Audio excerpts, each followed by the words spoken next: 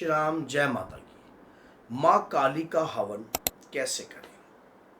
एक लड़की है, माँ काली का हवन कैसे करना चाहिए और रियलिटी में माँ काली का हवन करने का आपको क्या महत्व प्राप्त होगा और हवन करने से हमारी शक्तियाँ कैसे बढ़ती हैं, किस प्रकार से हमारे शरीर में ऊर्जा आती है और मंत्र की आहुति कैसे माँ काली तक पहुँचती है।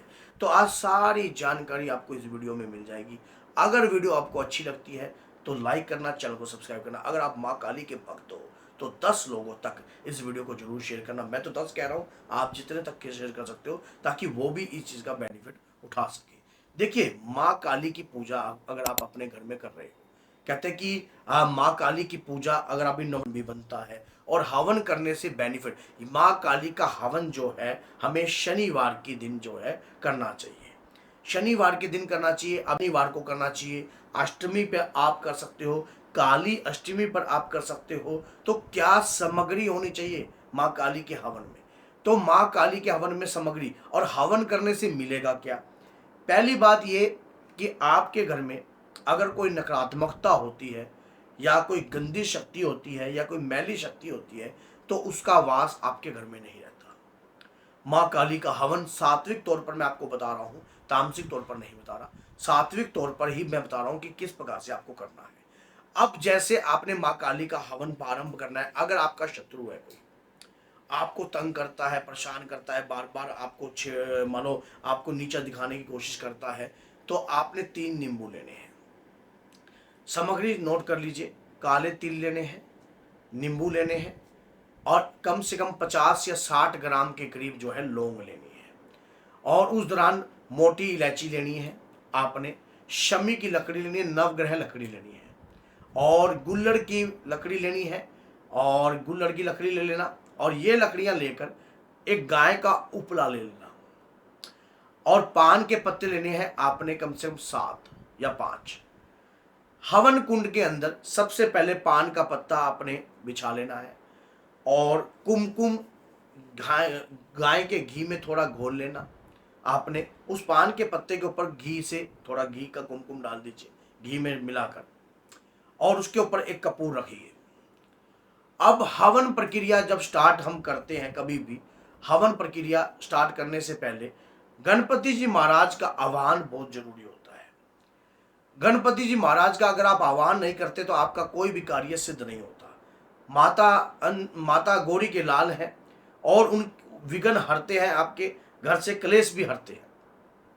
गणपति जी महाराज का आह्वान कीजिए, आह्वान करके बाबा से प्रार्थना कीजिए कि गणपति जी महाराज आइए और मेरे कार्य को मंगल कीजिए। अगर आप रिद्धि सिद्धि के स्वामी हो, मुझे सिद्धि प्रदान कीजिए। अगर मुझे सिद्धि प्रदान दीजिए प्रभु, मैं जन कल्याण का कार्य करना चाहती हूँ या करना चाहता हूँ। अब आपने क्या करना है, गणपति जी महाराज का आह्वान किया, बालाजी महाराज का ध्यान किया, हनुमान जी का हवन का। जब आप पान का पत्ता रखोगे, उसकी जो नोक है पान के पत्ते की, वो आपकी तरफ होनी चाहिए और पीछे की डंडी जो है देवी की तरफ होनी चाहिए।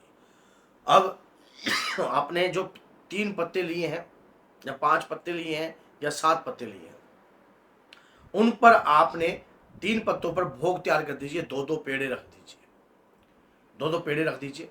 हवन सामग्री आपको मैंने बता दी, लौंग और एक मोटी इलायची। जितनी लौंग है उतनी मोटी इलायची छोटे साइज की ले लेना और उस दौरान हवन प्रारंभ कर दीजिए। हवन प्रारंभ करने के बाद जो है आपने हवन के अंदर एक मोटी इलायची और 2 लौंग। मंत्र क्या है? मंत्र है ओम क्लीम कालिकाय नमः, ओम क्लीम कालिकाय नमः, ओम क्लीम कालिकाय नमः। इस मंत्र से आप जाप प्रारंभ कर सकते हो। जब आप जाप प्रारंभ करते हो, मंत्र का जाप करते हो, आपके ऊपर आपके देवता की कृपा होती है। आपके देवता की कृपा होती है। आपके घर में जितनी भी नकारात्मकता होती है, जैसी भी नकारात्मकता होती है, सब की सब जो है दूर भागने लगती है माँ काली का हवन करने से। और काले तिल थोड़े से ले लेना साथ में, ये लेकर आपने उसके दौरान हवन सामग्री भी थोड़ी मिक्स कर सकते हो। जो लौंग और इलायची का जो आपने भोग देना है वो अपने ऊपर से इस प्रकार से वार कर भी दे सकते हो, इस प्रकार से वार कर भी, ओम क्लीम कालिकाय नमः, ओम क्लीम कालिकाय नमः, ऐसे स्वाहा जरूर बोलना है, तब जाकर जो है नकारात्मकता आपसे दूर भागती है। इस प्रकार की हवन विधि घर में कीजिए, आपको लाभ मिलेगा, नेगेटिविटी आपके घर से दूर भागेगी, आपके घर में किसी भी प्रकार की कोई भी नकारात्मकता नहीं रहेगी। और माना जाता है कि माँ का हवन करने से घर में से नकारात्मकता तो दूर भागती है और घर में शुद्धि का भाव होता है, घर में सभी नकारात्मकताएं दूर भागती हैं। तो आपके घर में आपके पितृ भी शुद्ध होते हैं, पितृ बलवान होते हैं। और जहां माँ काली का हवन होता है, अभी जो पेड़े का भोग लगाया है, ये एक पेड़े का भोग बीच में दीजिए हवन के, एक पेड़े का भोग लास्ट में दीजिए, और एक पेड़े के भोग के ऊपर 2 इलायची और लौंग रखकर माँ को प्रसाद के रूप में अर्पण कीजिए।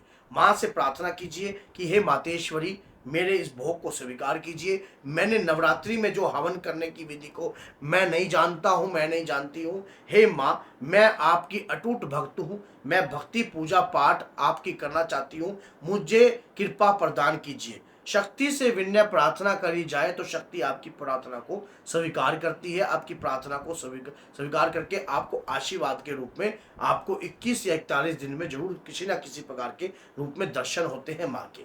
हवन करने से जो शक्ति का आपने आह्वान किया है, वो हवन के माध्यम से उस भोग का पान करती है। तो हवन करने से आपको लाभ ही प्रदान होगा, नुकसान आपका कुछ नहीं होगा, बेनिफिट ही आपको होगा। तो अगर आप माँ के भक्त हो तो इस चैनल को सब्सक्राइब कर दीजिए और 10 लोगों तक इस वीडियो को जरूर शेयर कीजिए, ताकि वो भक्त भी इस वीडियो के माध्यम से लाभ उठा सके और उन्हें भी कृपा प्राप्त हो सके। क्योंकि अगर आप लगातार माँ काली की पूजा कर रहे हो तो एक बात याद रखना, कोई और भक्त भी तो माँ काली की पूजा कर रहा होगा। अगर किसी भक्त ने मैंने ये सात्विक तौर पे बताया है। अब नींबू की बात रह गई, नींबू का क्या करना है, नींबू का उतारा कर कर आप अपने ऊपर से भी कहीं डाल सकते हो, खाली जगह पर थोड़ा सा कुमकुम लगाकर नींबू के ऊपर 3 लौंग उसमें घुसेड़ कर अपने ऊपर से, अगर कोई घर में कोई रोगी बीमार कोई भी है, या फिर एक नींबू का आप जो है 4 टुकड़ों में काटकर हवन में भी दे सकते हो। और एक नींबू को आपने सामग्री में आपने छिड़क देना है, आधे नींबू को, और आधा नींबू जो है छोड़ देना है कहीं भी ऐसे ही। तो ये जो है ये प्रक्रिया सात्विक तौर पर मैंने आपको बताई है। अगर आप ऐसा करते हो आपको लाभ प्रदान होता है, नकारात्मकताएं दूर भागती हैं, घर में सुख शांति का भाव उत्पन्न होता है। एक बार जब आप ये करना प्रारंभ करोगे, शुरुआती समय में थोड़ा सा औखा लगेगा, लेकिन बाद में आपको खुद एक आनंद आएगा कि मैंने जो काम किया है उससे मुझे कृपा प्रदान। जय श्री राम, जय श्री बालाजी महाराज, जय माता दी।